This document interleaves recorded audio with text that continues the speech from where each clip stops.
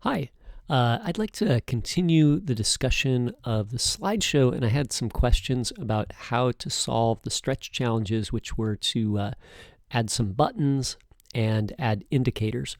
So let's open up the slideshow code here, and so far, maybe I'll open this up in the browser too, right? Let's see, what does it look like? Like our slideshow looks like this. And the images slide across. This one I could position that a little better, but in general we got two slideshows running and we could add more, right? But the slideshows run and they cycle, but it would be cool if there was a little button here that we could click to advance to the next slide, and another one here to go back to the previous slide, and then maybe some little dots along the bottom to show which slide we're currently on, right? So let's talk about that. So there's a couple ways to solve this. We could solve it first by generating the buttons and the indicators dynamically. So they don't exist here in the markup, but our code could add them. And then we could also add them in the markup, right? So we could put tags in here.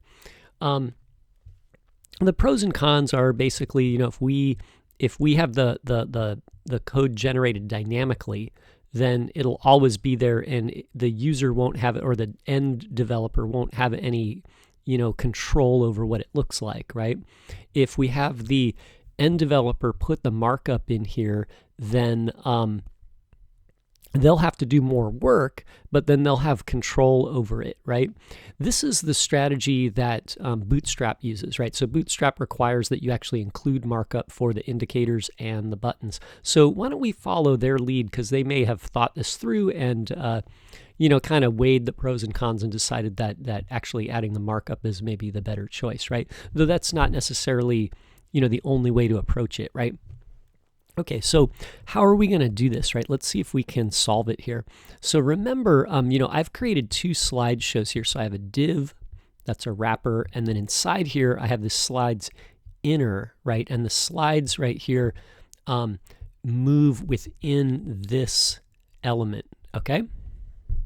So this guy right here, slides inner, is sliding left and right within this box, okay? So if we add the buttons, if I put a button in here, let's call it, let's use an anchor tag, right? You could use anything really, and we'll give it, if I make it an anchor tag, we'll give it an href with the hash mark, right?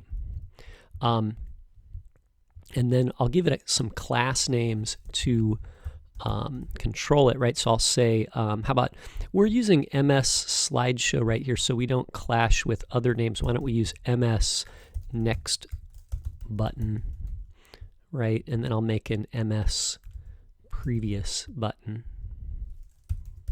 like this, right? And you could put some text in here maybe. I think I'm going to leave that out, and I'll just style this like a little circle or something for now. And then we can add some more customization later, or it's possible that a user, the end developer could, put an image in here, or they could apply their own style sheet to make the buttons look like, match their design, right? But for right now, we'll just give it kind of a generic style. Okay, so I've got these two buttons here. Let's give them a basic style. So right now they're MS next button and MS previous button, right? So I'll go to my style sheet here. This is the MS slideshow style, so I'll put it in here, okay? And I'll say MS next button and MS, I better put a dot there, previous button. And let's see. So if we're using an anchor tag, an a tag, we gotta declare this display block, okay? Because if we want to be able to set the width and height and the background color and control its position and stuff, we probably want these buttons to be blocks. The anchor tag is an inline tag by default. Okay, so now how big do we want the button? Well, maybe I'll make it, I just had this idea, what if I made the button like just kind of like a strip, like a rectangle that just took up this whole edge? Well, maybe I won't do that. I'll just put it in the middle for now, but that might be a good idea. So So I'll set this here. I'll give it a width of 40 pixels and a height of 40 pixels, right? So that's a good size for people to click or tap with their finger, right? So it could be smaller too, but I'm going to start here. And then I'll give it a background color of, I'm going to just make it red for now, okay? Just so we can see it. Like, I just want to be able to see this and see where it ends up, right? So let's take a look. Okay, hey, wait a minute. My buttons aren't showing up anywhere. Let's go figure out where these guys are, right? Oh, you know what? They're probably underneath the slides. I forgot, right? We'll go inspect them, right? So I'll go find I got my inspector here. I'm going to go in here. Oh, there's my button. Oh, yeah, see? It's kind of up in the corner here, right? There's one in the upper left, and then there's another one right below it, right? But they're behind the picture. So that's okay. So now let's give it a position of absolute. Okay, now there's a few ways we could position this guy, but position absolute gives us a lot of control. Okay, but we have to be very specific about how we position the buttons. If we give it position absolute, they'll probably show up in front now, right? So let's refresh. Oh yeah, there they are, right? So that's pretty good. What was happening there is the slides inner is position absolute, and so it moved in front of everybody, and as soon as we made this one position absolute, then it kind of goes in front because it appears below the slides inner. So when things are siblings, the lower they are on the page, or when they come later in line number, will be in front. And you can use z-index also, but it's kind of better just to control where they are and then go easy with the z-index for just the spots where you need it, right? Rather than having to z-index everything, right? So if something comes later, it's going to be in front if they're both position absolute. Okay. So now what are we going to do? Well, let's give this a little more style. I want to put one button on the left and one on the right.